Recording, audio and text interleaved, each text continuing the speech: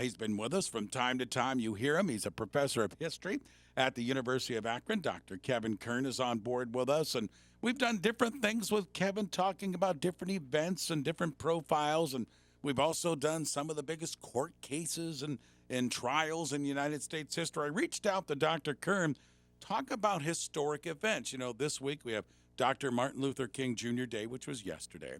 We had the presidential inauguration, which was yesterday. And he said, what about big events in United States history? Who better to bring into the studio than Dr. Kevin Kern? So, Kevin, thanks for coming into the studio with us this morning. Appreciate you making time. Well, thanks for having me, Ray. I immediately jotted down, and I was telling Kevin this out in the hall. I'm the radio guy, so I go in notes. So I had like dunk, dunk, dunk, dunk, dunk, and some of the big events. Kevin put together for me a wonderful profile on how he looks. You can tell he is used to teaching students on what he looks at, some of the largest events in United States history. And he has them broken down almost by centuries, but even to a degree, some of the decades. And some of the things, I jotted down was 9/11, Pearl Harbor that put us into World War II, the Civil War, Declaration of Independence, Man on the Moon. Those are some of the events that me, the radio guy, thought of. But let's go to the professor of history, Dr. Kevin Kern. And Kevin, first of all, overview, when I gave you this question on the greatest events in United States history, what immediately came to your mind? Well, the way you phrased the question I thought was really interesting. It wasn't what are the most significant events. What are the events you said that made or changed America? And there are some really big, important events that were very significant, but maybe did not make America or change America. So, for instance, Prohibition, for instance. I considered putting Prohibition on there, but Prohibition was a huge event. It did have a huge effect on the United States. But the long-term effect, I guess the rise of organized crime, we still see that. But compared with a lot of other things, there are some things that happened that people didn't even realize at the time are going to be so important down the road that really changed America. And so I tried to go into this thinking not in terms of what were the most important events or the most newsworthy events in American history, but what were the ones that made America or changed America. And I guess you would have to start with the Declaration of Independence, right? Yes, absolutely. And notice I didn't say the the independence of the United States. Most people don't know the United States actually became independent on July 2nd, 1776. Continental Congress approved the pronouncement that the United States is independent. It was a piece of legislation in front of the Continental Congress. I didn't pick that because this Declaration of Independence states what the principles that the country is born. It wasn't just that we're going to be an independent country. We are a country based on the ideas that all people are created equal, that they're endowed by their Creator with inalienable rights, that among these rights are life, liberty, pursuit of happiness. In other words, this is going to be a country of ideas. Now, this is a country that did not live up to those ideals right at first, but it provided a blueprint, a map of how to get the United States to that point, so that this is not just going to be another one of those countries that is just based on the accumulation of power and stuff like that, although there certainly was some of that. But this is a country that's going to be based on these ideals and that everybody should have these rights. That's why I picked that. Early part of this country, economics were a big key in this country being able to grow. With us is Professor Dr. Kevin Kern from the University of Akron, Professor of History. A couple of things you put in there, and I didn't think of them until I read your writing and said, well, of course. And one is the cotton gin, and the other is the opening of the Erie Canal. And once I saw them in print in front of me, you were spot on when you talk about economics and building economy for this country. Yeah, and technology too. Both of those things have to deal with both of those things, and the cotton gin in particular. You can argue this is one of the most America-changing things, not just because, of course, the economic significance of it. Now, at that point, the textile industry was growing around in Western Europe and the United States.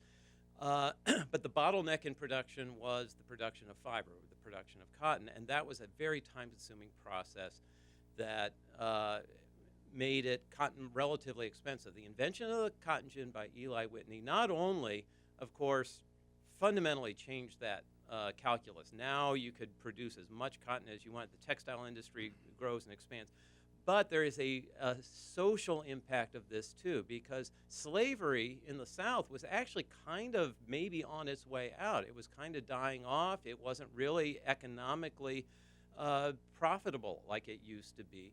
And a lot of people of that generation thought, well, within a generation, this thing's just going to go away. Well, cotton gin just revitalized slavery, and you can argue the cotton gin played a big role in all the events leading up to the Civil Wars. Yeah, I agree with you, because when you look at the cotton gin, the cotton industry in the United States, it certainly got Europe paying very close attention to the United States. And that leads us to the mid to late 1800s. One of the things I had jotted down was the Civil War, and you talked about the Declaration of Independence, all man created equal. Obviously, it wasn't that point with slavery existing. So take us to the 1860s and how big that was to some to stand up and say, we're done with this slavery thing. Right, and that's, I think, after the Declaration of Independence Constitution, I think the Civil War probably is the biggest thing that made or changed America in so many different ways, socially, economically, politically. I had down there the election of Lincoln. That was kind of the triggering event. The South had been talking about secession for years, but that election of Lincoln was the event, the final straw that started that whole secession movement. And once that happens, at first, of course, in the North, it was a war to preserve the Union, which, again, was living up to some of these ideas of the indestructible Union, which were established by things like the Declaration of Independence and the Constitution. But during the war, it did become a war to free the slaves, to end slavery, as Lincoln called it, a new birth of freedom, right? So he was calling back to the freedom of independence, but then he said it's a new birth of freedom.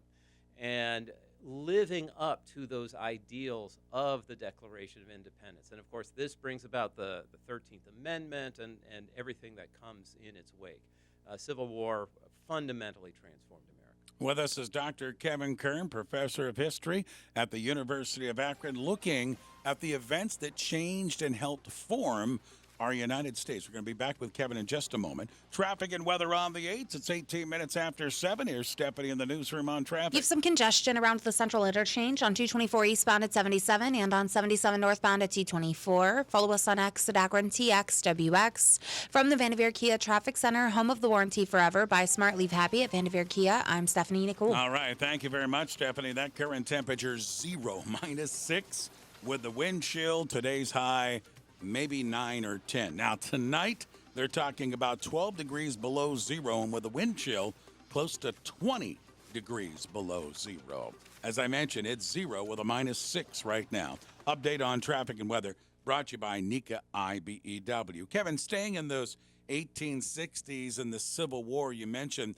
the election of Abraham Lincoln and what he was able to do with his proclamation and such. How big was it, the assassination of Abraham Lincoln? That was that was huge in a way that most people don't realize. I mean, it was tragic, of course. I mean, certainly the end of the war was a fait accompli. The war was over. The North had won, and so a lot of people say, well, that's sad, but things move on.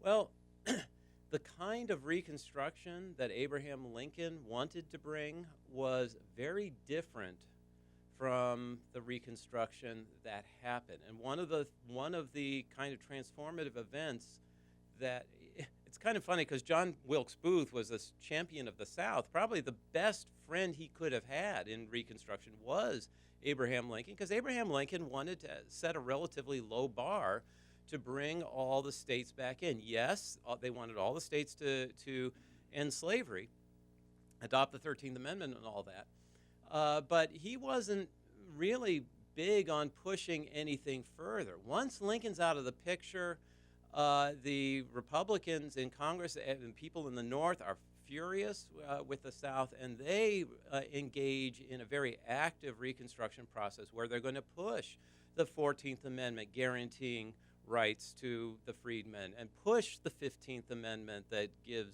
guarantees the right to vote.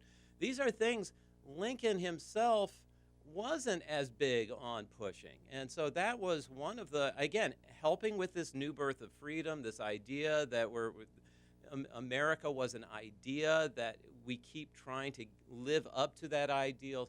That Reconstruction that happened as a result of that helped push that new birth of freedom in terms of at least enshrining in law, if not always in practice, the idea that everyone is equally protected under the law. Taking one step back without getting too deep into the woods here, the Battle of Gettysburg, and you had that on your notes, and I think you're spot on with that, because if that battle goes different, this country is different.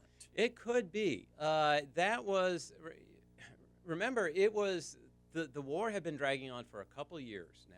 It was a big, high-risk event. Lee rolled the dice to do this. If he had succeeded, if the Union line had broken, Washington itself was not was kind of on a clear path to the Confederate Army.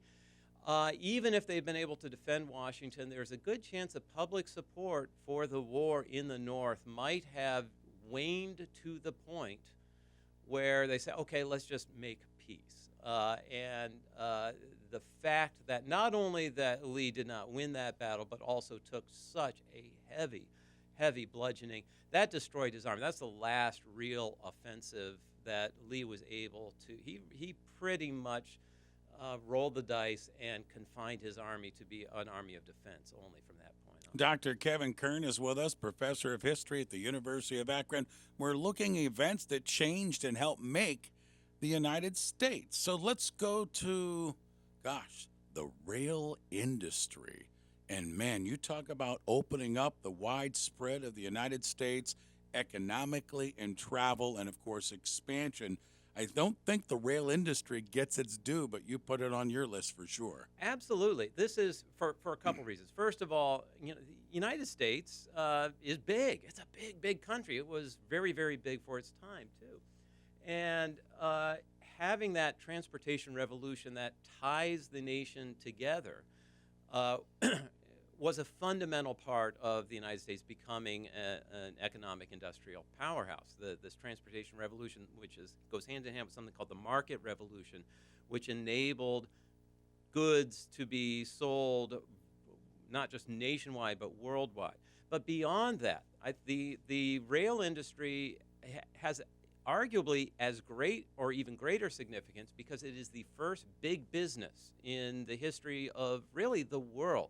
When we think about big business, we think, big business, of course, big business. And big business has not always been around. It wasn't until the mid to late 1800s, and the rail industry is the first industry that pioneers this, of businesses capitalized in the hundreds of millions of dollars that have tens or hundreds of thousands of employees that have a nationwide, worldwide reach.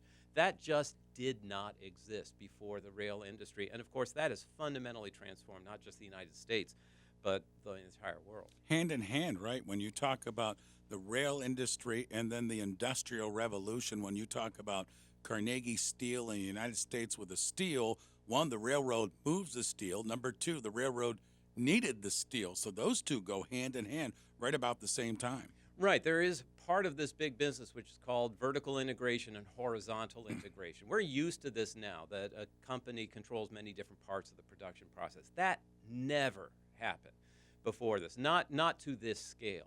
Carnegie Steel was one of the pioneers of this idea that he not just made iron and then steel, but he also owned the coal mines, he owned the railroads, he owned all these stages of the production process, which made, first of all, it made a lot of money for Carnegie, but it also made products cheaper as well, this vertical integration, because you don't have to pay middlemen to transport the coal to the furnaces and stuff like that.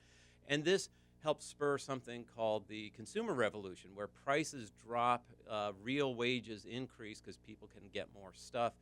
And that ties in with this idea of big business that is pioneered at that time. Dr. Kevin Kern, professor of history, University of Akron, with us in our studio. More from Dr. Kern coming up in just a few minutes as we're looking at some of the events that help form and change the United States. 25 minutes after 7 o'clock, WAKR. We're pleased to have Dr. Kevin Kern, professor of history at the University of Akron, joining us in studio this complete hour. And we've been talking about the major events in United States history that helped change or form the United States. So much history going on this week. Inauguration, Dr. Martin Luther King Jr. Day and such. I thought it'd be a good time to invite Kevin into the studio, and he graciously accepted the invitation, so I appreciate that. When we left off before the news came on, we were talking about the late 1800s, the Industrial Revolution and such. Let's go to the 1900s because we have major war conflicts there that also changed the perception and the direction of the United States. So why don't you take it from there? Yeah, I mean, this is both World War I, World War II utterly transformed American status in the eyes of the world. The United States had grown to be an economic superpower by the late 1800s, early 1900s, but politically, geopolitically, the United States was relatively removed. They did not take an active role in European affairs or Asian affairs. They did play an active role in the hemisphere, thanks to things like the Monroe Doctrine and the Roosevelt Corollary. But they were, in many ways, kind of isolationists. And this had been a tradition going all the way back to Washington, no permanent alliances. They really wanted to stay aloof. Well, World War I, World War II changed that, and by the end of World War II, by 1945, the United States was not just an economic superpower, it was the foremost geopolitical superpower. And so these are the transformative events, even though the United States, you could argue, didn't really make a decisive difference in World War I, except perhaps its Navy protecting those supply lines. The fact that the United States took a lead at the Versailles Conference and helped try to push a more geopolitically ordered world, even though the United States didn't ratify it or join the League of Nations.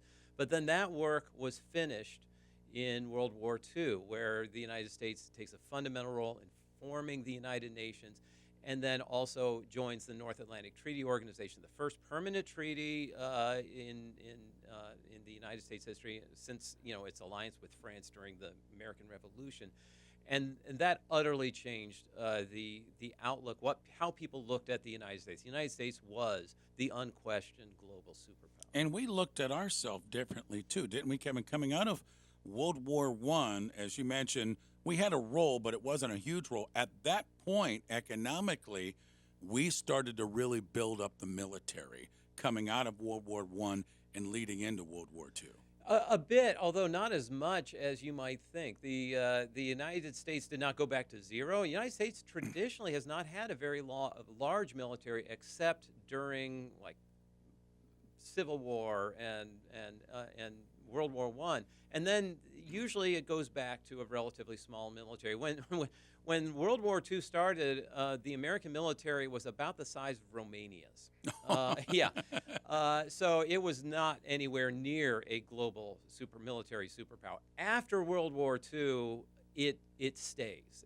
Because of the Cold War, the United States has a large military and has never looked back in terms of that. So with that being said, how big of a day in history, United States history, then, is the attack on Pearl Harbor? Well, that is the thing that put us on that course. Now, the United States was kind of getting closer and closer to war, but most people in like late 1941 thought the provocation was going to come from Germany.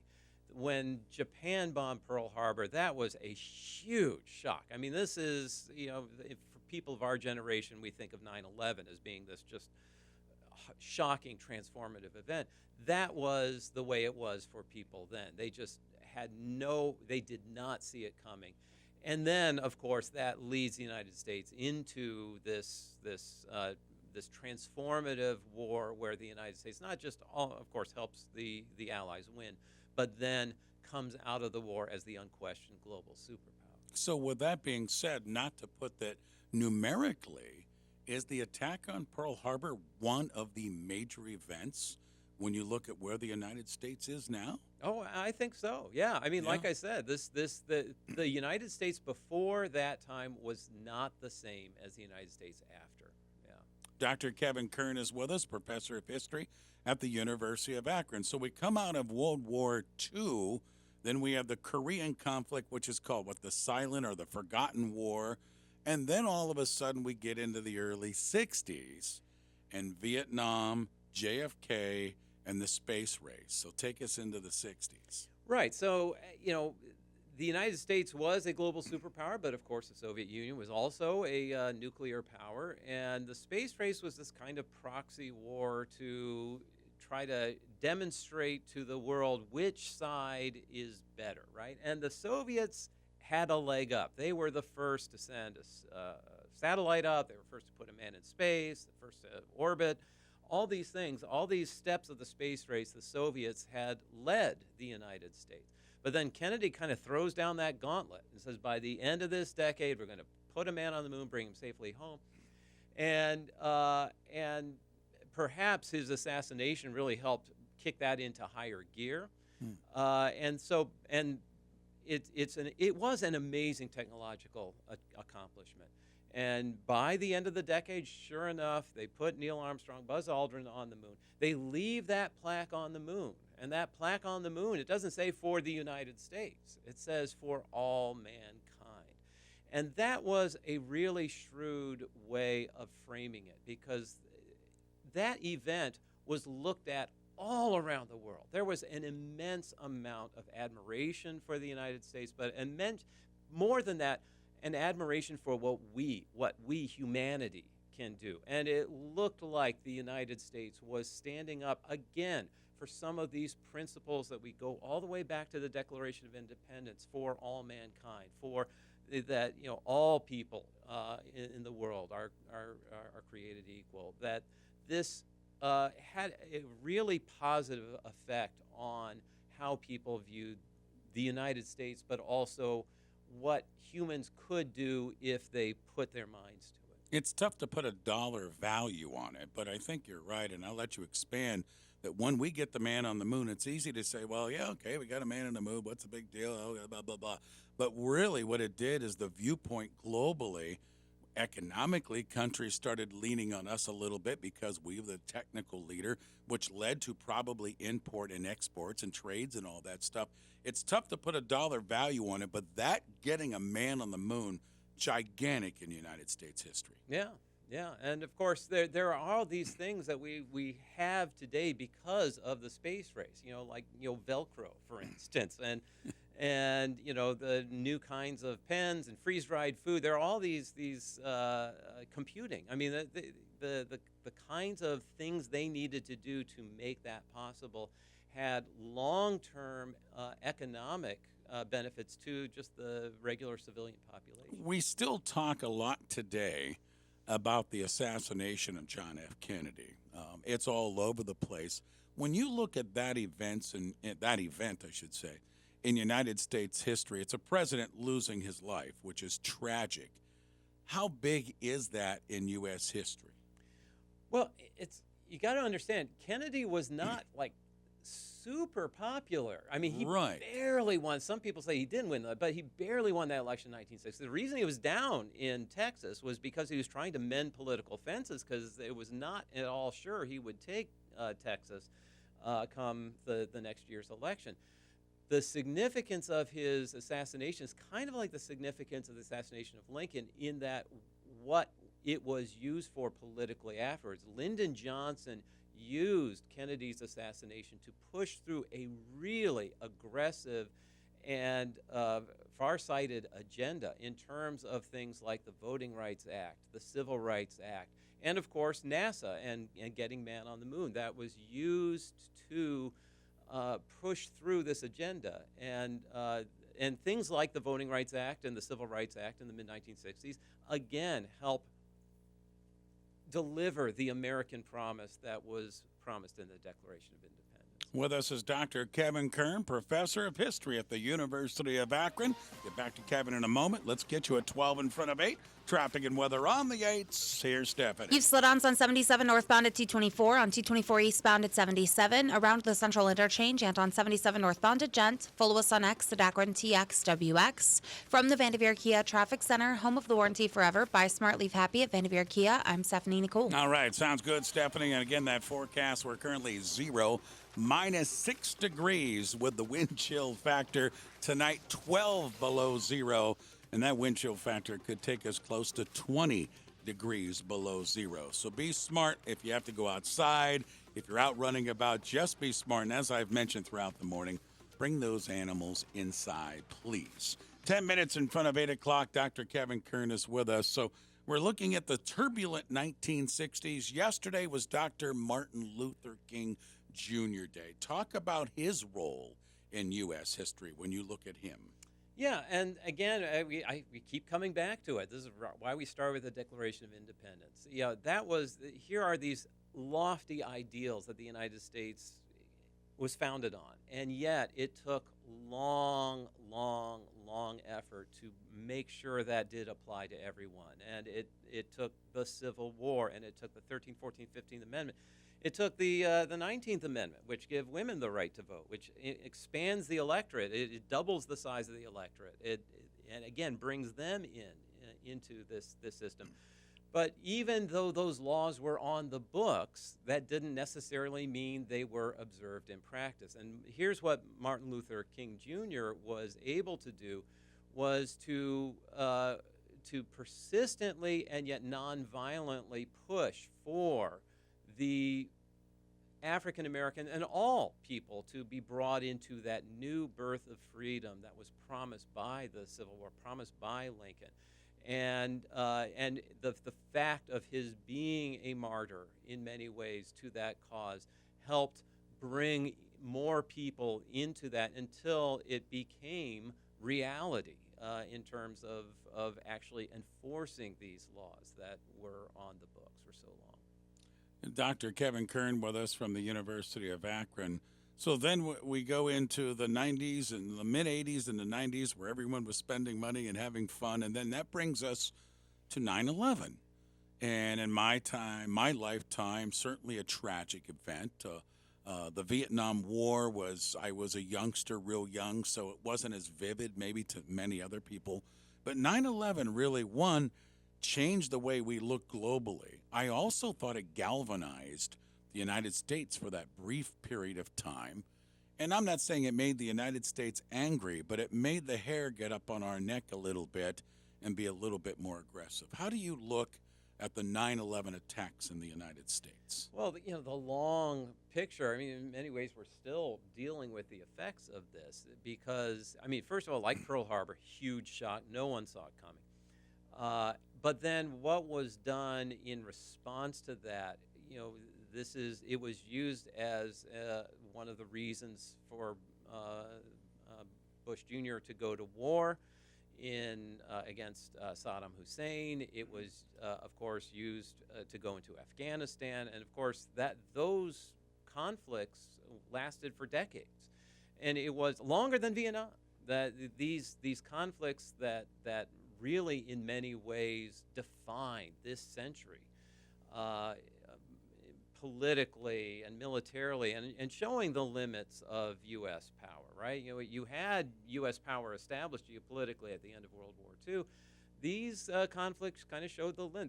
There's only so far that the United States can go to militarily to try to to push things like regime change, and again, decades later, we're still kind of feeling the effects of this. So Kevin, as we have a couple of minutes to go, probably as a professor of history, you probably shy away from going 1, 2, 3, 4, and 5.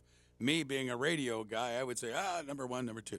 But if you had to look at maybe the top 3 or 4 events that helped form or change this country, you keep going back to the Declaration of Independence. So I imagine that's in that top 3 or 4. But if you had to put a couple of them together in a group, what would be that top tier?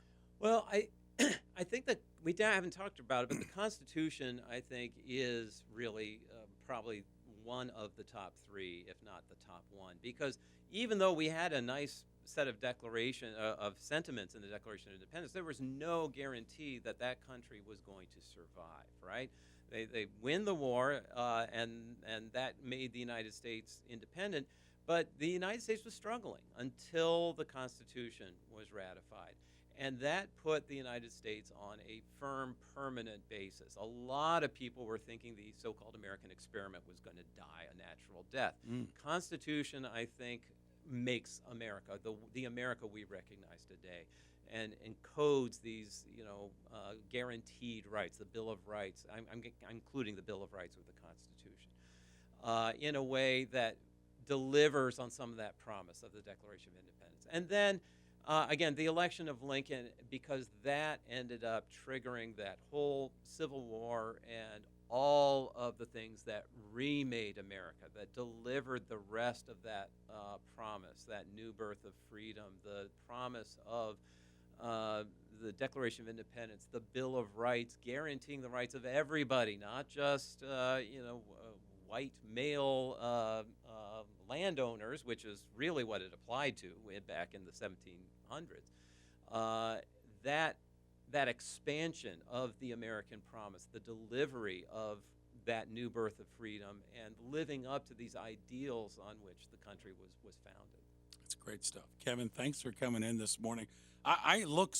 People that listen to the show know I'm a history guy. So when you come in the studio, I couldn't wait for you to come in this morning, and you brought the A game with you, my friend. So Well, thank you. It's always a pleasure, Ray. I really enjoy this. Thanks for coming in. Appreciate it. And Kevin now has to go down to the university and teach a class here in just a little bit, so we appreciate him taking time to join us. Dr. Kevin Kern, professor of history, with us in studio, WAKR. Tucked away in a small shop